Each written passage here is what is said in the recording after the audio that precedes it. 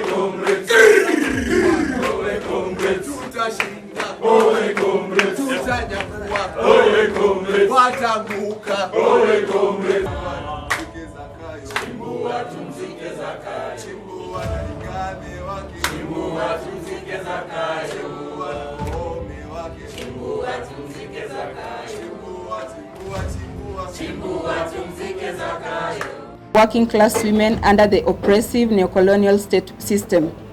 The recent resurgence of fascism in our state has resulted in the untold suffering, particularly for women who have borne the brunt of brutality, violence, and loss during the recent protests led by the Gen Z.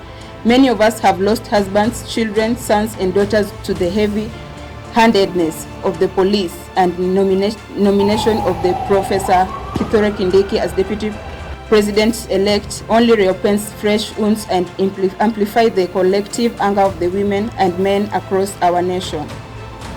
We unequivocally state that the Kenya Kwanza government must fall in its entirety. The cruel games played by the ruling class cannot continue. President Ruto and his administration will not cease their violent campaigns of killing, abduction, and imprisonment of some of the finest patriots of our land. It is our duty to organize and mobilize the masses to challenge this dictatorship. This patriarchal culture perpetuates gender-based violence, rape, and discrimination. Women are disproportionately affected by issues such as single motherhood, unequal income, and social injustices.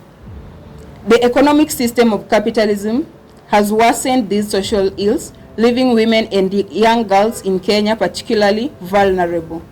The unemployment rate is higher for women who often earn less than their male counterparts for the same work. So poverty, hunger, starvation, and inequality hit women hardest, and our situation reflects a global phenomenon. We are actually aware of the brutality perpetrated by the state and police against peaceful protesters in Kenya. These acts of harassment and assassination must be condemned in the strongest terms possible. We stand in solidarity with all Kenyans, especially women, young girls, and children who are enduring this suffering. In this meeting today, the Communist Party of Kenya Revolutionary Women League, we commit to offer practical support urgently needed by those affected by this systemic violence and oppression.